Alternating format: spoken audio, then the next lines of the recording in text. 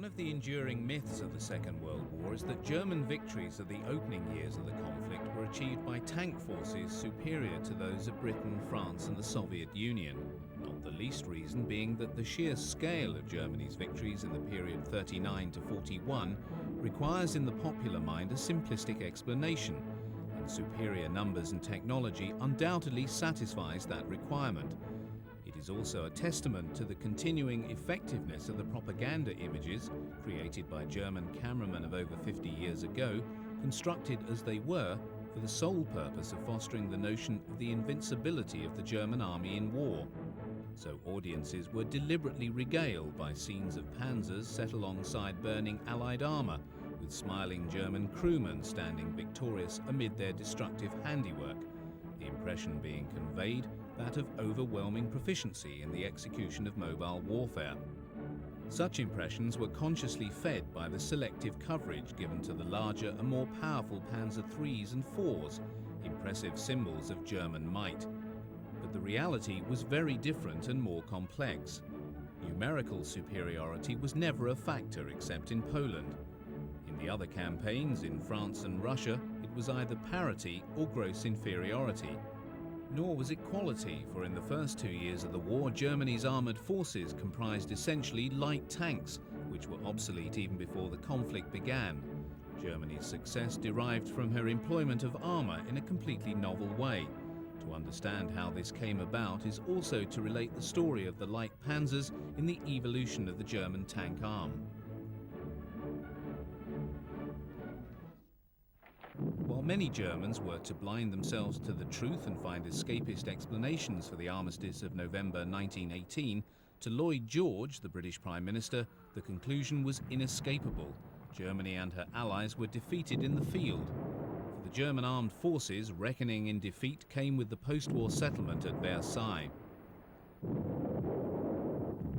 Motivated by French desires to cripple German military power, the treaty reduced the army to the manpower levels maintained by a minor state.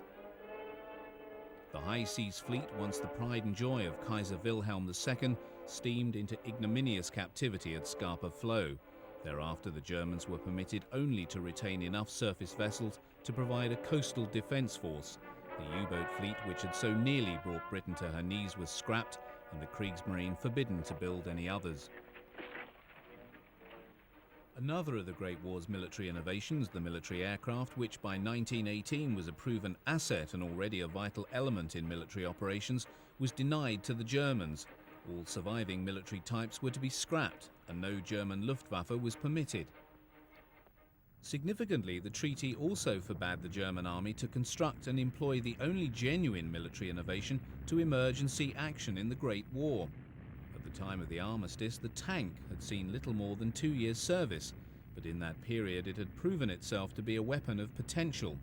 Its still primitive technology meant that it could not yet be described as a war winner, but there was little doubt by war's end that their use had had a profound moral impact upon the German army.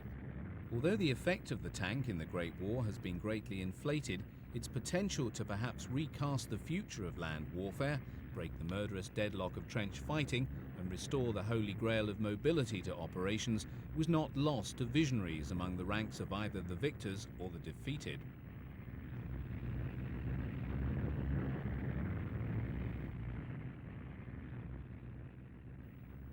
The Germans, surprisingly, had been very slow to appreciate the potential of this new weapon. Just 20 to 30 of their A7V design were produced by war's end.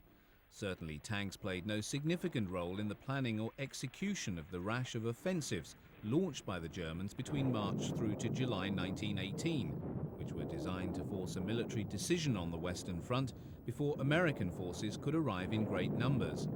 Although the Germans did employ tanks, 15 A7Vs were used at Villers-Bretonneux in late April, they contributed nothing of any worth to the outcome of German operations. More significantly in the longer term was the obvious success of the tactics they'd adopted for the opening of their offensives. Groups of men infiltrating through enemy lines, bypassing enemy strongpoints and driving for the rear so as to effect paralysis.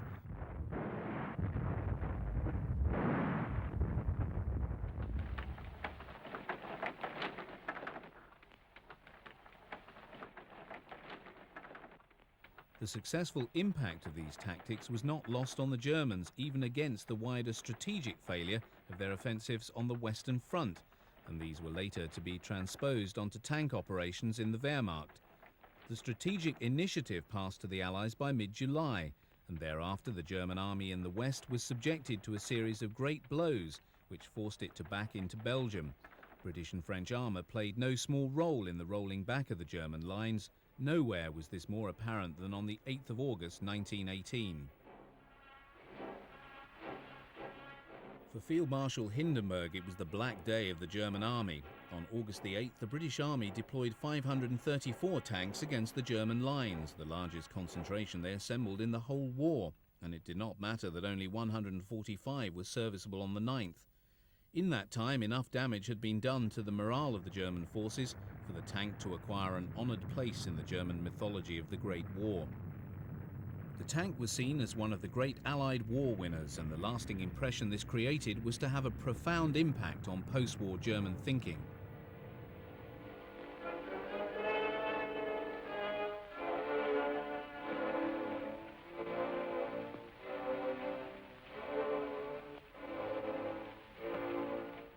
Even as the armies returned home, there were many on either side who saw in the Versailles settlement nothing but a truce for 20 years and a future German desire for a war of revenge.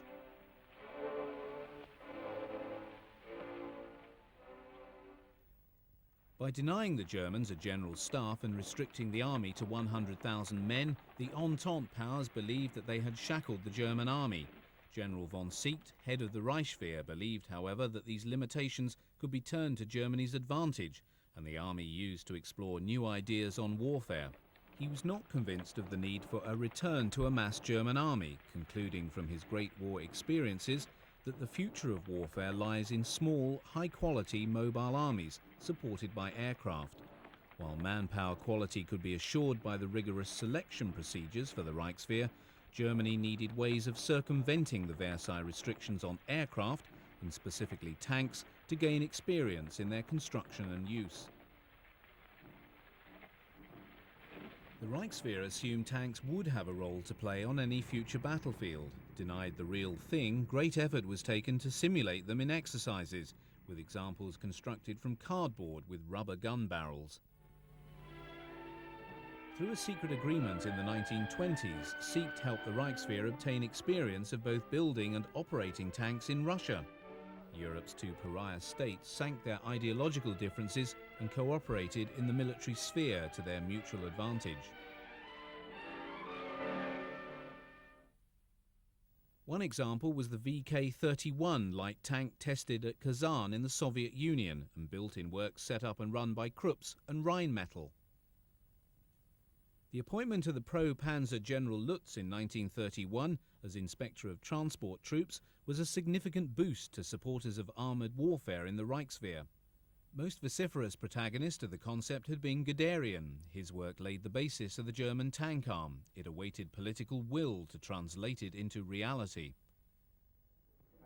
The appointment of Adolf Hitler as Chancellor of Germany on January the 30th, 1933, brought to power an individual ideologically committed to the notion of German territorial expansion, and by war when necessary.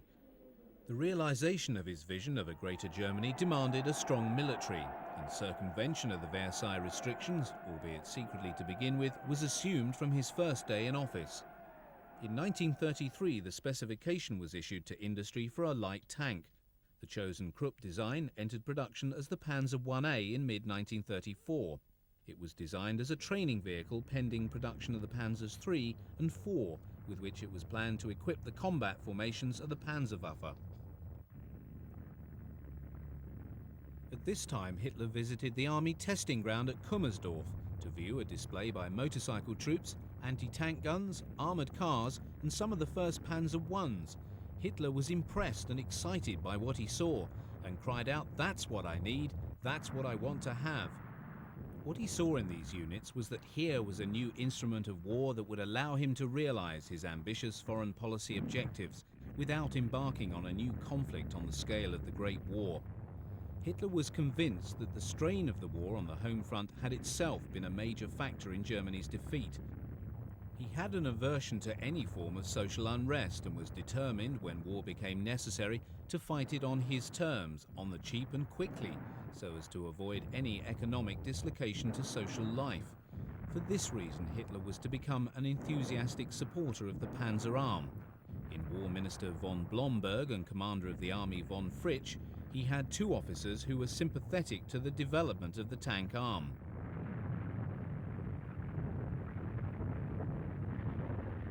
In June 1934, Fritz appointed Lutz to head the Mechanized Troop Inspectorate with Guderian as its Chief of Staff.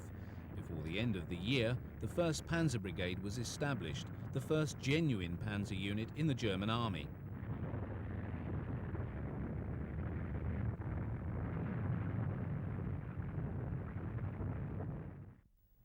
In 1935, Hitler officially announced that Germany would no longer be bound by the terms of the Versailles Treaty. In October, the first 3 panzer divisions were established, one of which is seen here parading through its garrison town to the acclaim of the people. The tanks on show are Panzer 1As. As the panzer units emerged from the shadows, their activities became a matter of interest to the newsreel cameras. In this case, they've shot footage of tank troops and Panzer Is engaged in a Panzerfest, a public relations exercise by the army. The largest and most theatrical of the public displays was the Tag der Wehrmacht, Armed Forces Day, held annually during the week of the Nazi Party rally in Nuremberg. The footage is notable for showing a German army in transition. Much is redolent of the First World War, although the aircraft and panzers are harbingers of the further technical change that is to come. From a political point of view, it did much to suggest a strong link between the party and the Wehrmacht.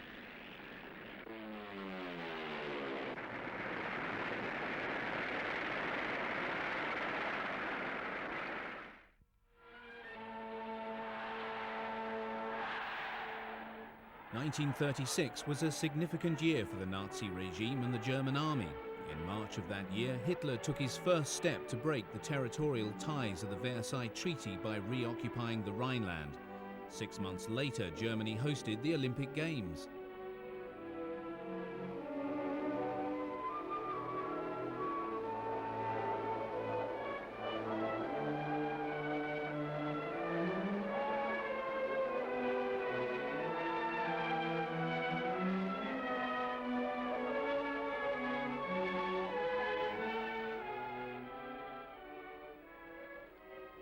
Some months later, German audiences were presented with a major film entitled Hier im Werden. It openly showed for the first time the new German army engaged in its largest military exercise since the reintroduction of conscription and Hitler's denial of the Versailles Treaty. It shows the army slowly adopting armour as a major part of its organisation. The army is still, however, in a transitional stage in its development, and cavalry is seen serving alongside the new Panzer Is. The existence of the new Luftwaffe was now out in the open. Deployed for the exercise are Heinkel HE-46 parasol-winged Army cooperation aircraft. By the outbreak of the war, these will have been replaced by the more modern Henschel HS-126s.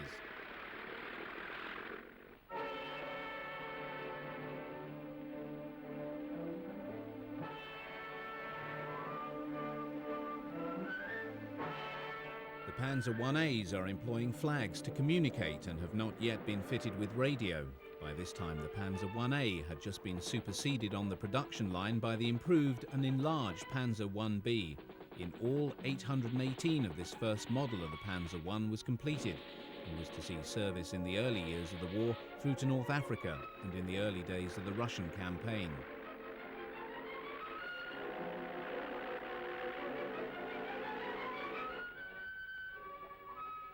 Of particular interest is the gathering of foreign military observers at this exercise. Military attachés from England, Poland, the Soviet Union and Greece observed the ongoing events. By now, concern was growing in Paris and London at the growth of the German army, although at this stage in the development of the Panzerwaffe, there was no real perception that the developing German tank arm posed any real threat. Simulated artillery fire is provided firstly by 105mm FH-18 field guns designed by Rheinmetall, which entered service the previous year. These are joined a little later by the more heavy 150mm K-18 heavy artillery, which was the standard heavy weapon employed by the German army throughout the Second World War. The juxtaposition of the cavalry with the Panzer Is conveys the distinct impression of the German army in transition. The Panzer Is are not used in an infantry support role, but operate en masse, even though the film does not communicate any real sense of the tactics that are being employed. Other weapons soon to be seen, often in wartime footage, includes the 37mm PaK 35-36 anti-tank gun, which was to acquire the nickname in the French campaign of the Army's door knocker, due to its very poor performance in its intended role. Although the Panzer II light tank would be available in strength, and small numbers of the medium Panzer IIIs and IVs would join the ranks of the Panzerwaffe, there is a very real sense that what is being seen in this 1936 film is very much the German army as it would appear in 1939. It was in large exercises like this that the operational basis of the German tank arm was laid.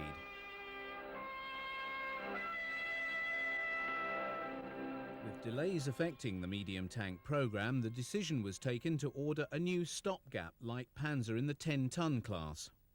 100 were built in 2 development models up to March 1937, before the final model in the series was adopted as the basis of the full production standard Panzer II. This footage, dated from 1937, shows signals, infantry and panzer units on manoeuvres in Germany.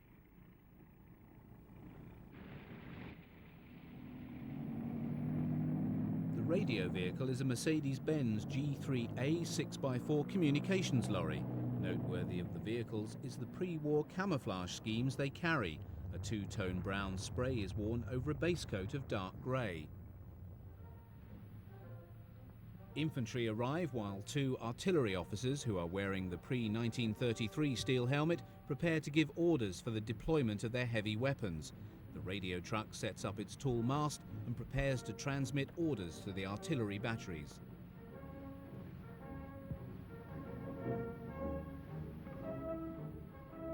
An artillery team manhandles its 150mm K-18 piece into position in preparation for firing.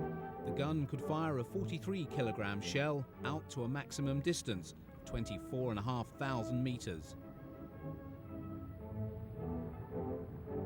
The Panzers attack. This sequence gives our first proper look at the Panzer IB, which entered production in August 1935 to replace the 1A. The most obvious differing feature is the longer chassis, designed to incorporate the more powerful Maybach NL38 engine. Whereas the 1A had 4 sets of bogie wheels, the 1B had a 5th added. In nearly all other major aspects, it was similar to the first model, retaining the same weak armament and lack of armour protection. Its numerical significance is measured by the fact that it was used by all existing Panzer units from 1935 to 1940. Some 675 of this model were built, with production being phased out in June 1937. By then, redundant chassis of the Panzer IB were already being employed for conversions to tank hunters and self-propelled guns. Nevertheless, the 1B was to see extensive service through to 1941, when it was finally phased out of frontline service, many surviving vehicles ending up in tank training schools.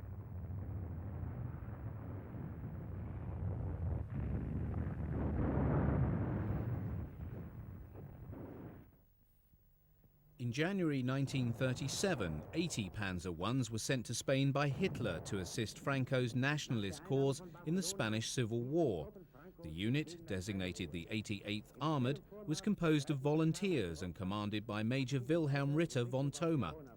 Later, a few early models of the Panzer II were also dispatched. What was proven by this experience was that the Panzer I was already obsolescent, and the Panzer II was also found wanting. Following the Anschluss, Hitler took the salute at the parade of the Panzers that had made the drive to Vienna as part of the army's expeditionary force. The commander of the leading Panzer II carries the divisional colour.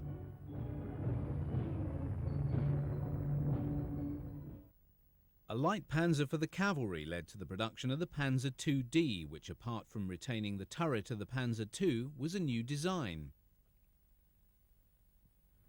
The occupation of the rump of Czechoslovakia on March 15, 1939, netted the Germans a considerable prize in their efficient and comprehensive arms industry. Of particular interest to the officers of the Panzer Arm were the companies of CKD Praga and Skoda, which were responsible for Czech domestic tank production and exports. There can be little doubt that absorption of the 469 Czech army tanks into the Wehrmacht and the continued production of 2 of them made a very significant contribution to the German ability to wage war in the first 2 years of the coming conflict. Indeed, the product of CKD was to remain in production in one form or another until war's end in 1945. The German army adopted the LT-VZ-38 as the Panzer 38T. The LT-35 had been the main tank of the Czech army. The Germans took it over and incorporated it into the German army as the Panzer 35T. The largest military parade in pre-war Germany was held on April 20th, 1939 to celebrate Adolf Hitler's birthday. He and the leading figures in the Wehrmacht were present to take the salute in a march and drive past that lasted over 2 hours. An extensive number of Panzer IIs of different marks either passed in procession or were mounted on flatbeds. Of particular note is the Panzer IID, which was rarely captured on film, seen carried on the back of a Fawn 6x4 tank transporter. Barely 7 months after this footage was taken, most, if not all of the vehicles and other equipment were fighting in Poland. At 4:45 a.m. on the morning of Friday, September 1st, 1939, German ground forces crossed the border into Poland. At the cutting edge of the German forces were some 3,195 panzers.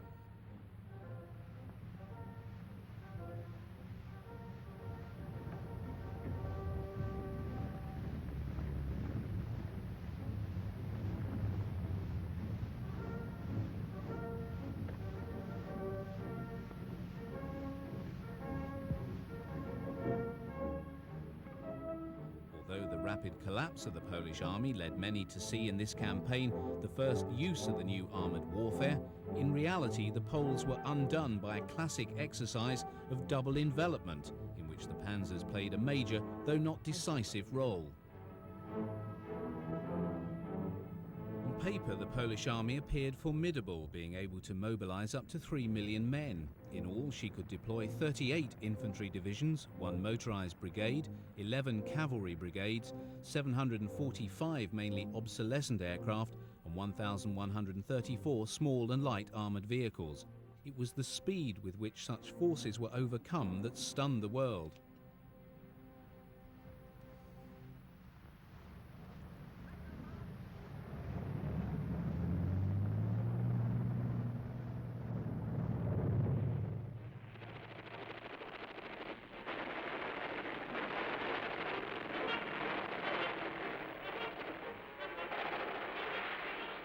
The invading panzers were distributed among 6 panzer divisions and 4 light divisions, the new medium Mark IIIs and IVs constituting a very small percentage of the armoured force committed to the campaign.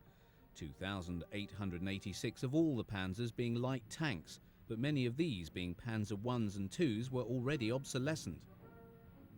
Many succumbed to the Polish 45mm Bofors anti-tank gun, Polish gunners being helped by the bright white German crosses obligingly painted onto the hulls of the panzers. These were later blacked out to deny them an aiming point.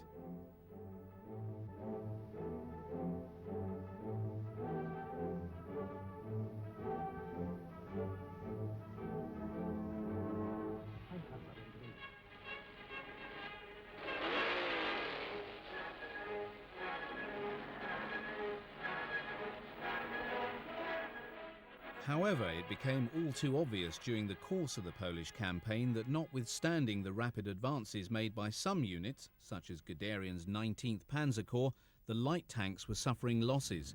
Guderian admitted that the German army never expected to go to war with the Panzer I. It was a training machine. In reality, Hitler's war had come at least 3 to 4 years too early for the German army. 112 Panzer 35Ts were committed with the 1st Light Division, and they performed well, their armour and guns proving effective in the conditions encountered in the campaign. Hitler made a number of visits to the battlefields to give moral support to his soldiers, as well as to see at first hand the impact of his army and air force on the Polish forces. He took a particular interest in the performance of the panzers.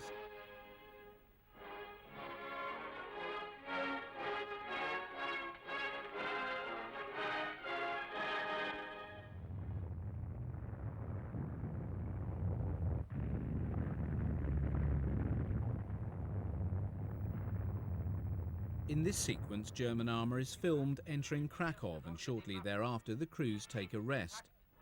The city square is full of Panzer 1s, 2s and 38Ts, as well as the SDKFZ 231 six-wheeled armoured cars.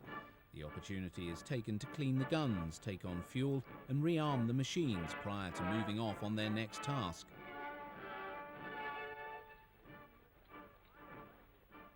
A short period of relaxation allowed the tank crews time to wash and rest.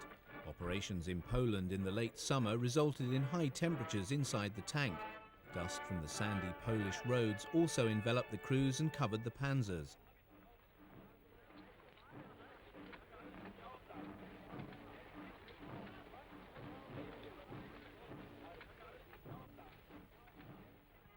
The resumption of the advance by the panzers brought the German forces to within striking distance of Warsaw within days of the opening of the campaign.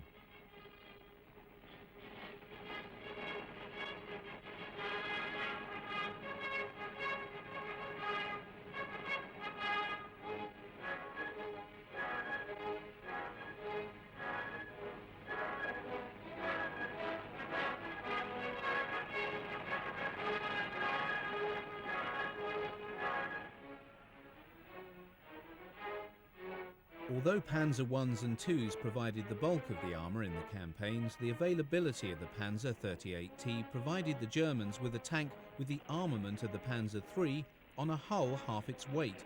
59 served in Poland with the 3rd Light Division. The greatest losses incurred by the panzers in the whole campaign occurred following the beginning of the siege of Warsaw. Although surrounded, the Polish defenders refused to surrender, even though the city was being pounded by artillery.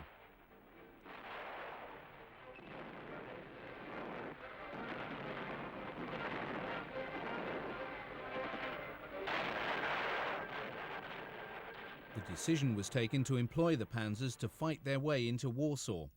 4th Panzer Division committed 120 tanks, losing 60 in a single day. The Germans had discovered that street fighting was not an activity tanks should be involved in. By the time the Poles surrendered on the 28th of September, the Panzerwaffe had incurred the following admitted losses among their light tanks: 89 Panzer 1s, 78 Panzer 2s and 6 Panzer 35Ts, although other figures put them higher. What is clear is that the Panzer 1s and 2s were found to be severely wanting as combat machines.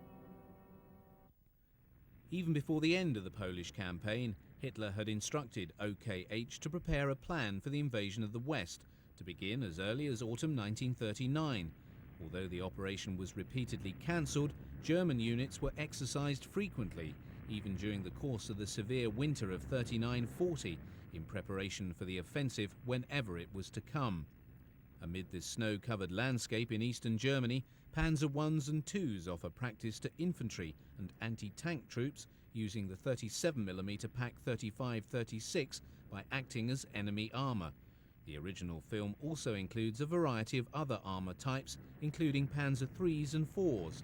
For some crews in Panzer 2s, this experience with snow would come in very useful, as in April, Hitler decided to forestall an Allied attempt to occupy Norway by doing so himself.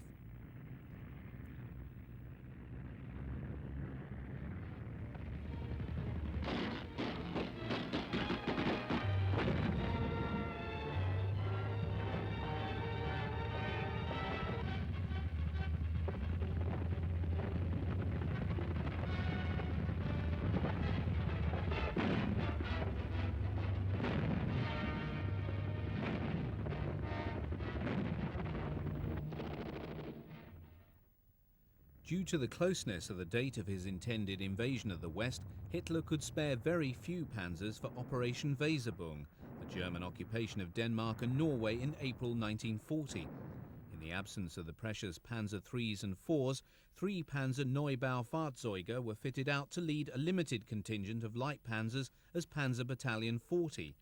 15 Panzer 38Ts were also used.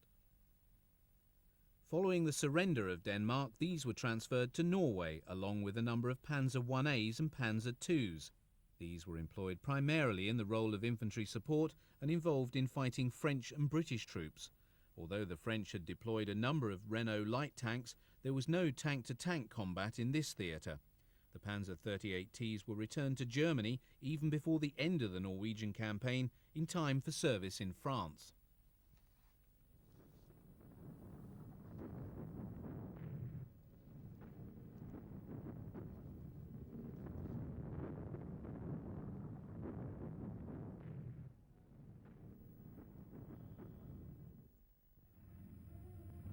Shortly before sunrise on the morning of the 10th of May 1940, every combat aircraft available to the Luftwaffe in the West took off and headed towards airfields and targets in Holland, Belgium and France. Surprise was total, as 300 aircraft were destroyed on the ground. But the air assault, the overture to Germany's long-expected offensive in the West, was so weighted it suggested its primary effort was directed at Holland and northern Belgium. Subsequently, the Allied High Command was to assume, as the Germans intended them to, that Hitler would launch his forces into northern Belgium, brushing aside the Dutch border and driving south into northern France in a 1940s replay of the Schlieffen Plan.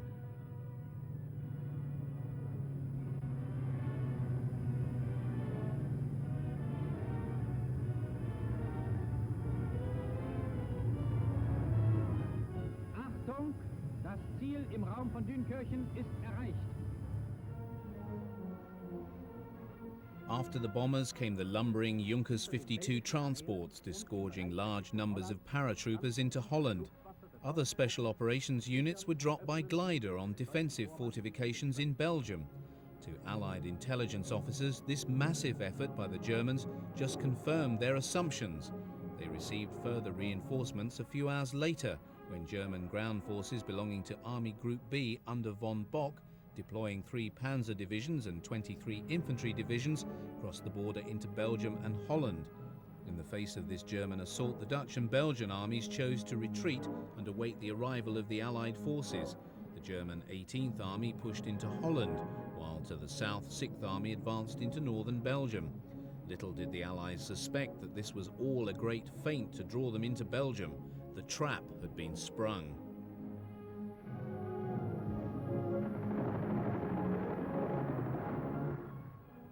On the following morning, the Allies obliged the Germans by advancing all their forces in northern France into Belgium to occupy the line of the River Dyle. The French strategy was purely passive, having consciously rejected any sort of attack. They would receive the Germans in Belgium and block their advance into northern France. The roads northward became choked with advancing French and British units and military equipment. General Bernard Montgomery, commanding 3rd Division, was to comment that the whole move had gone like clockwork. The forces the Allies were bringing into Belgium were enough to break the German flood, which they expected to wash down from northern Belgium. In their blind conviction that no other invasion route was available to the Germans, they'd ruled out the Ardennes. The accepted and unchallenged wisdom was that the forest was impassable to armoured vehicles, so no threat was considered from that sector.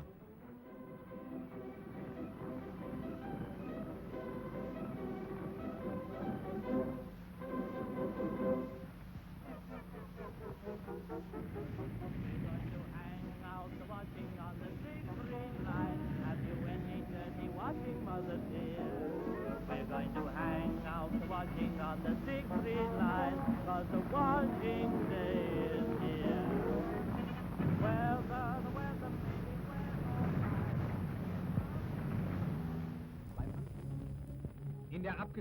For Hitler in his forward headquarters, news of the Allied movement into Belgium was one of the crowning moments of his life. He was later to recall that, when the news came that the enemy was advancing along the whole front, I could have wept for joy. They'd fallen right into my trap.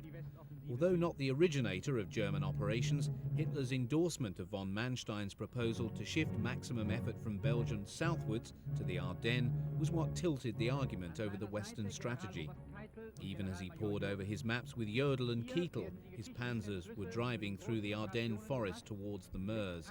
Here lay the true centre of gravity of the German offensive. Under General von Rundstedt, 7 panzer divisions were thrusting for the line of the river Meuse. Having secured crossing points, they were to drive full tilt for the Channel coast, thereby cutting off the Allied forces in Belgium from France. This then was Sichelschnitt, the cut of the scythe that would spell the defeat of the Allies in the west.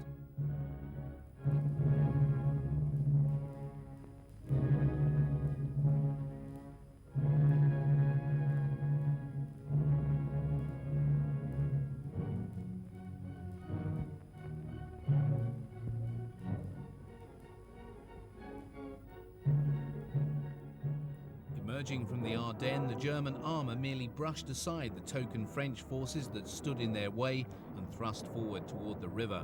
The Panzer 38Ts of Rommel's 7th Panzer Division reached the Meuse at Dinant on the 13th of May, while to the south, Guderian's 19th Panzer Corps had thrust through to the river near Sedan. The whole German enterprise turned on the fortunes of her panzers, and yet closer examination of the 2,574 tanks she'd amassed for the invasion of France would reveal that 1,478 of them were already obsolescent Panzers I and II, with a further 334 being Czech Panzer 35Ts and 38Ts. Only 627 Panzer IIIs and IVs were on a par with the French Saumur S-35 or the Char 1B bis. Thus, tank for tank, the Germans were fielding mainly inferior machines. Nor could they compensate with superior numbers. Anglo-French tank numbers exceeded those of the Germans. What mattered here, and was the key to the success in this campaign, was technique.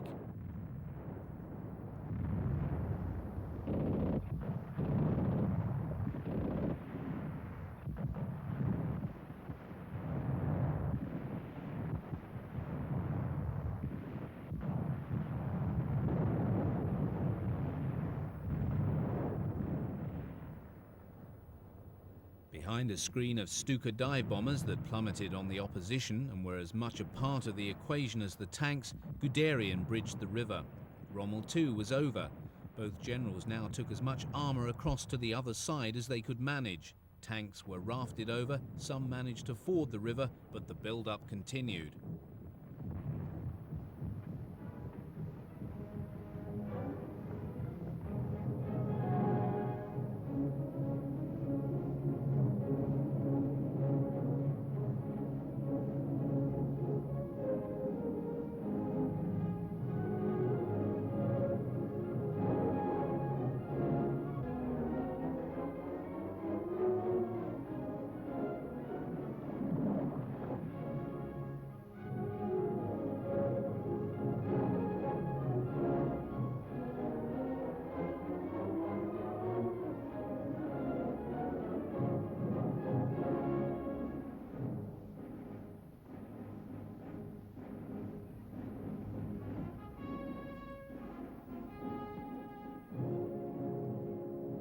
On the 14th and 15th, Guderian had to remonstrate over a halt order from Kleist.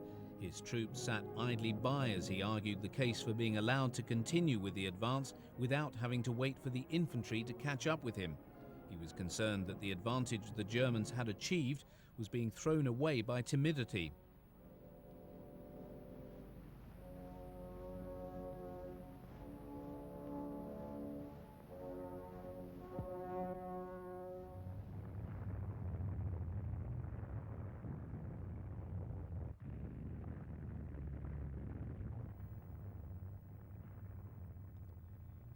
On the 16th of May, Guderian was permitted to resume his advance, only to be halted on the 17th.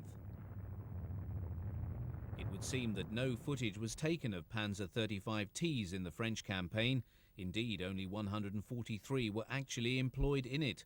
These, serving with the 6th Panzer Division, crossed the Meuse at Montherm on the 15th of May and form part of Hoth's 15th Panzer Corps.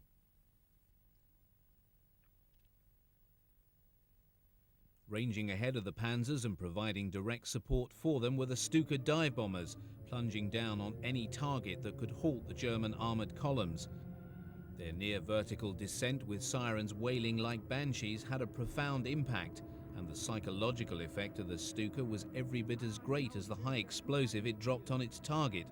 Their contribution to the German victory, acting in tandem with the Panzers, was crucial.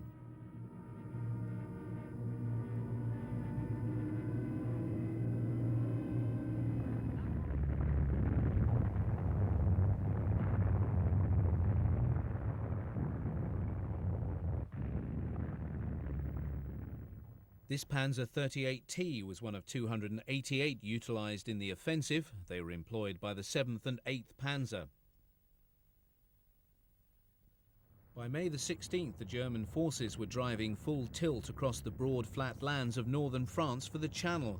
Guderian wrote, "We are in the open now. The men are wide awake and aware that we have achieved a complete victory, a breakthrough. Everywhere, enormous numbers of demoralised French troops are beginning to give themselves up, often with the words treason on their lips."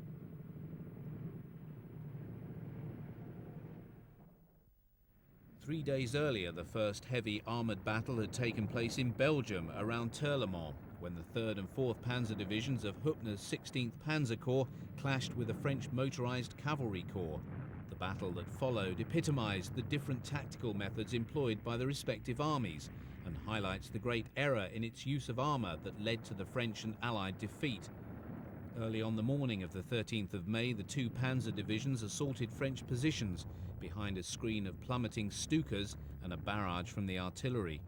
The French were deploying large numbers of the Saumur S-35, widely regarded as one of the best medium tanks in the world at the time. Well armed and heavily armoured, it was superior technically to any of the German tanks it was about to engage. Supporting the S-35s were Hotchkiss H-35 light tanks. The French, however, in accord with their prevailing philosophy for the use of armour, had dispersed these tanks into penny packets among their statically defending infantry. The Germans, employing Guderian's order of hitting the enemy en masse, concentrated on the French positions. By deft use of speed and rapid manoeuvre, they bypassed the centres of French resistance and hit the static positions in their flanks and rear to isolate them from further support. These were then cleared out and mopped up by the rapidly following German infantry.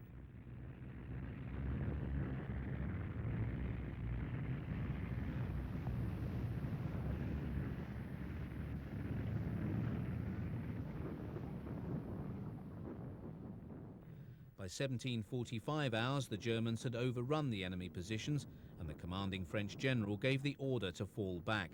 The French lost a large number of invaluable tanks, and the follow-up by the Germans of the rapidly disengaging enemy units saw them driving past large numbers of destroyed and abandoned tanks. On the 15th of May, the Dutch General Winkelmann, the commander-in-chief of the Dutch forces, called upon the Germans to accept the surrender of his country. This day was a significant one for the Allies. Winston Churchill, Prime Minister for just 5 days, was awakened by an early morning phone call from the French Prime Minister Paul Reynaud. The French had finally woken up to the threat posed by the German armour fanning out across northern France from the Meuse, and were in a state of panic. Reynaud told Churchill, "The battle is lost." Abbeville on the Channel coast was reached at 8 p.m. on May the 20th. The Anglo-French forces in Belgium were now cut off from France proper. German pressure on the Allied forces increased as they began their withdrawal towards the coast. Guderian's panzers now swung up to the northern Channel coast towards Dunkirk in the face of very fierce British delaying tactics.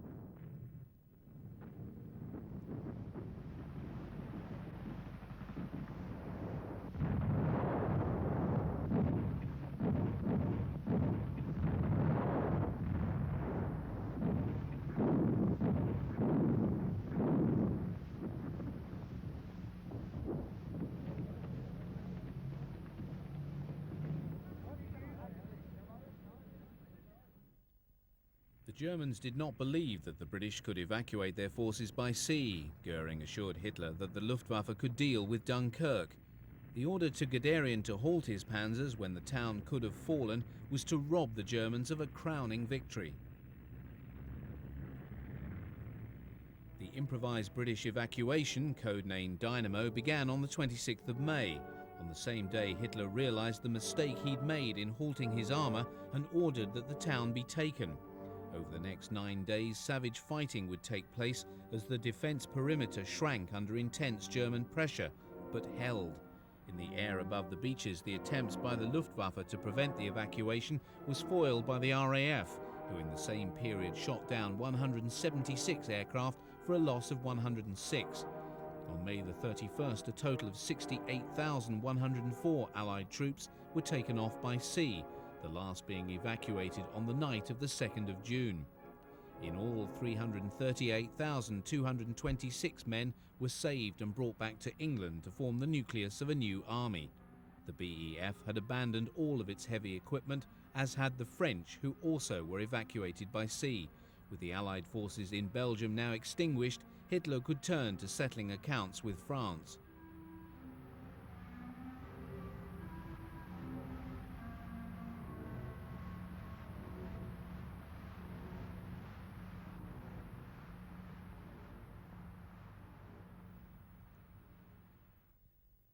Phase 2, codenamed Case Red, of the German offensive opened at 4 a.m. on the Monday of the 5th of June. 43 German divisions moved forward along 140-mile front.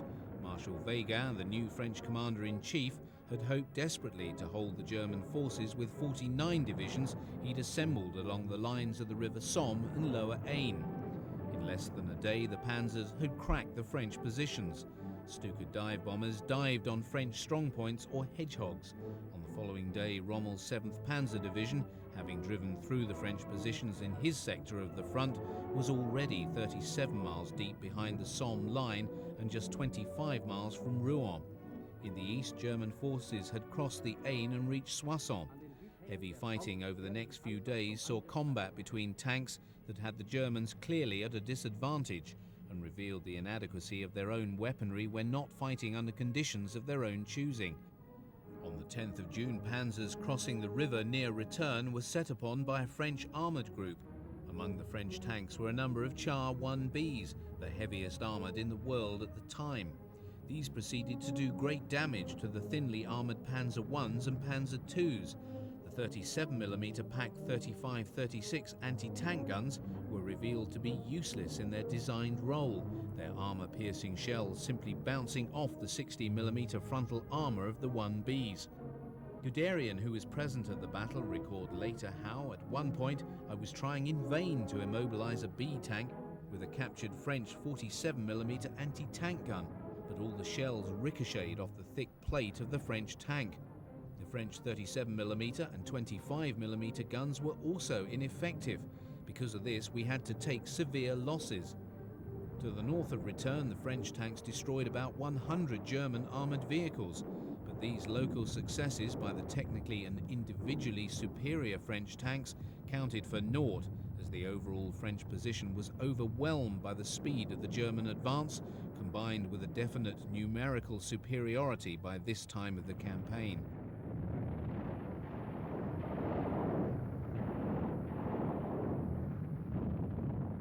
The speed of the armoured advance can be measured by a roll call of captured towns and cities. 17th of June, Guderian's 29th Motorised Infantry Division reached Pontalia on the Swiss border.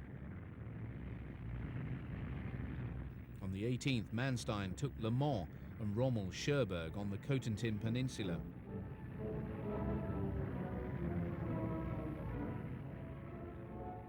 On the 19th of June, Hoth's 15th Panzer Corps took Brest on the Brittany coast, and on the 20th, Lyon fell to the 16th Panzer Corps.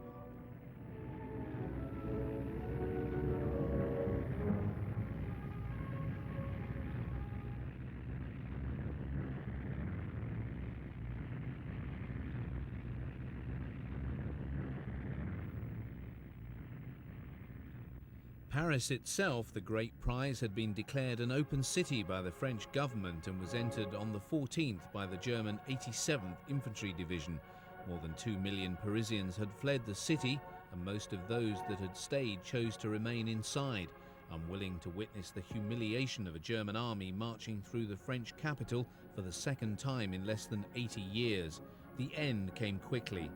On Saturday, the 22nd of June, the Germans and French signed an armistice at Compiègne. The French campaign was over.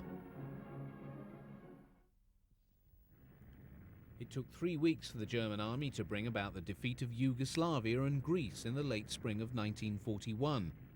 6 panzer divisions were employed in the Balkans campaign, and while the footage reveals a number of Panzer IIs, no Panzer Is were employed, the decision to phase out the Panzer IB having been taken after the French campaign. Against an enemy with very few tanks and negligible anti-tank defences, the Panzer II could still prove a useful machine as it did in the Balkan campaign.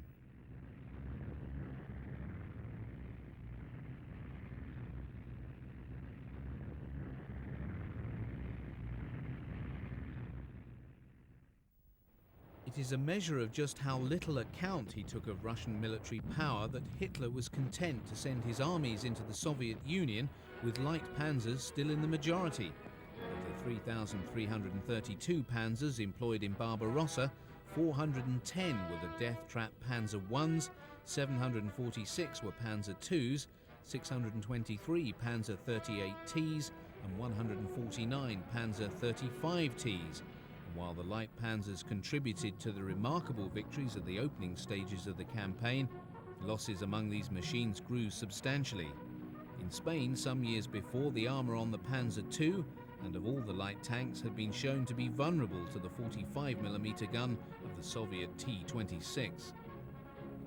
Among the types employed was Flamm Panzer II, a flamethrower conversion of the Panzer IID. It was not effective and was withdrawn by March 1942. The final model of the Panzer II was the Model F, which only left the production lines in March 1941. Its principal distinguishing feature is the flat plate on the front hull, and it received the commander's cupola as a standard feature. The 20mm cannon of the Panzer II proved effective when it was dealing with equivalent light Soviet tanks. The armour of the T-26, T-38 and T-60 could be penetrated quite easily. The most important variant of the Panzer I, and which was retained in service after the tank had been withdrawn, was the Befehlspanzer or command tank. By 1941, Panzer Is look incredibly frail and of dubious military value, and most ended their days in the task for which they were designed, training. Panzer IIs and Panzer IIIs also served in northern Finland, a theatre which made great demands on it as a fighting machine and provided a difficult environment for armour of any sort to operate in.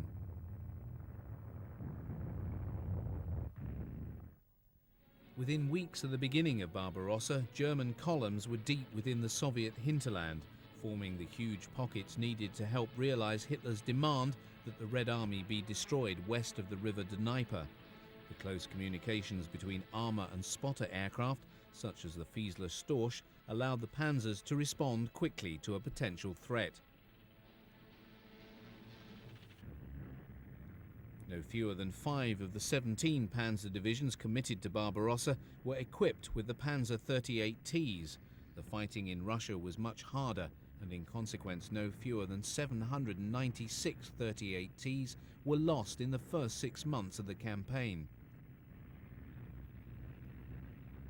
159 Panzer 35Ts entered Russia with the 6th Panzer Division on the 22nd of June 1941. Allocated to Army Group North, 6th Panzer took part in the drive on Leningrad. The division was pulled out of the line and transferred to Army Group Center, where it served in Operation Typhoon, the German offensive to take Moscow. The division suffered high losses, the 35T proving temperamental in the cold weather.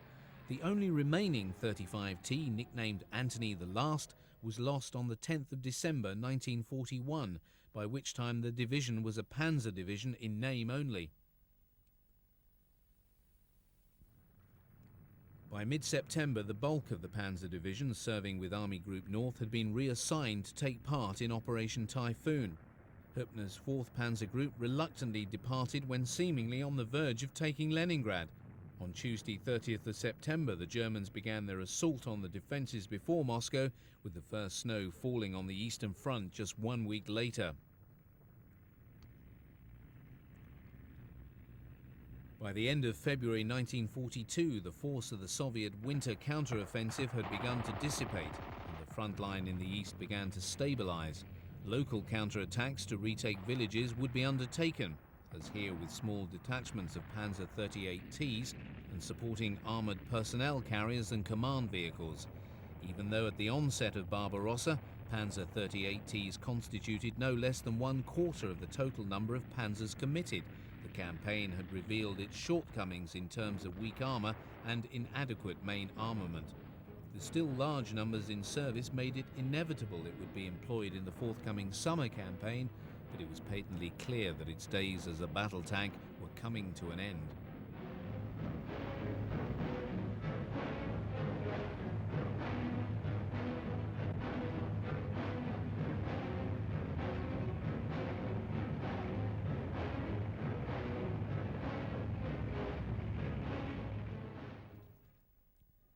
Of the light panzers in service at the time of the arrival of German forces in North Africa in late February 1941, there were a number of Panzer Is and more Panzer IIs serving in 5th Light and later the 15th Panzer Division. Numerically, Panzer IIs constituted a high proportion of the panzers in service with the Afrika Korps. For example, of the 249 available to Rommel at the time of the British Crusader offensive in November 41, no fewer than 75 were Panzer IIs. Losses among the Panzer IIs was high. The thin armour, the maximum being just 30 mm, could easily be penetrated by the British 2-pounder gun mounted on the early cruisers and Crusader tanks. Nor was its main armament of a 20 mm cannon able to do much damage. Nevertheless, the wide spaces of the desert enabled it to execute its primary role of reconnaissance with effectiveness.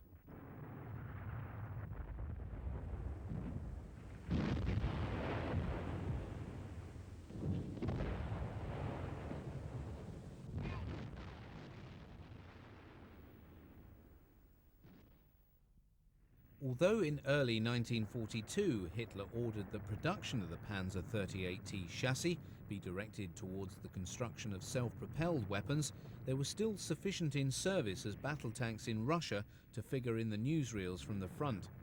Panzer 38Ts of 2nd Panzer Division were employed in the destruction of Soviet forces in the Kerch Peninsula in the Crimea in May. Thereafter, Panzer IIs and 39Ts were engaged among the 1,500 panzers employed in Case Blue, the German offensive towards the Caucasus oil fields and Stalingrad. Those seen in the latter part of this sequence, driving through the flower deck steppe, are involved in the drive on Rostov-on-Don in July 1942.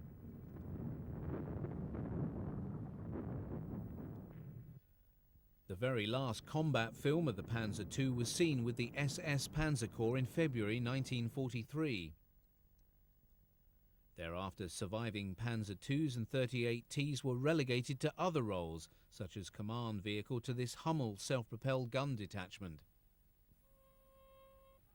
Although obsolete by the end of 1942, the Panzer 38T soldiered on as a second-line anti-partisan vehicle, often loaded onto flatbeds of armoured trains and deployed off the track as needs demanded. Many also found their way back from the front to become, along with surviving Panzer Is, training machines employed by the National Socialist Motor Corps, or NSKK. This was the motorised unit of the Nazi Party and was a paramilitary formation which oversaw the pre-military training of recruits for the Army's Panzer and other motorised units. This included teaching basic maintenance training and driving skills.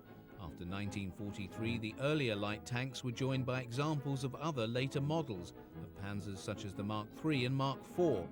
All, however, were driven without armament, that being left to the Army's training program once candidates had graduated from the NSKK course.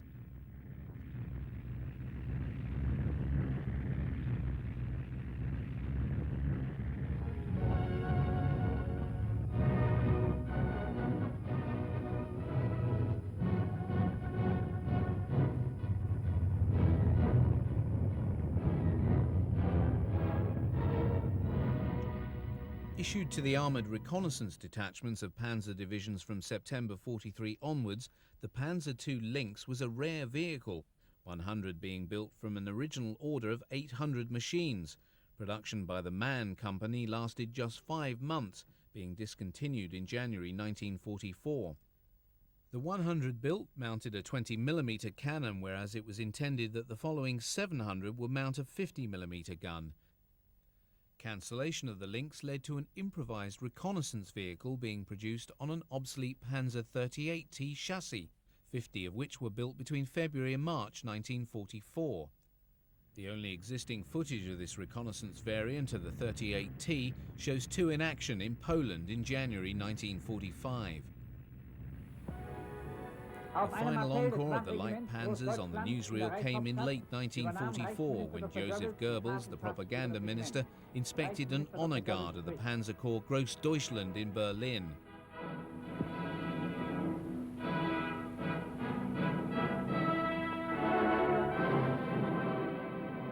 Three Panzer IIs were present as symbols of its status as an elite tank unit.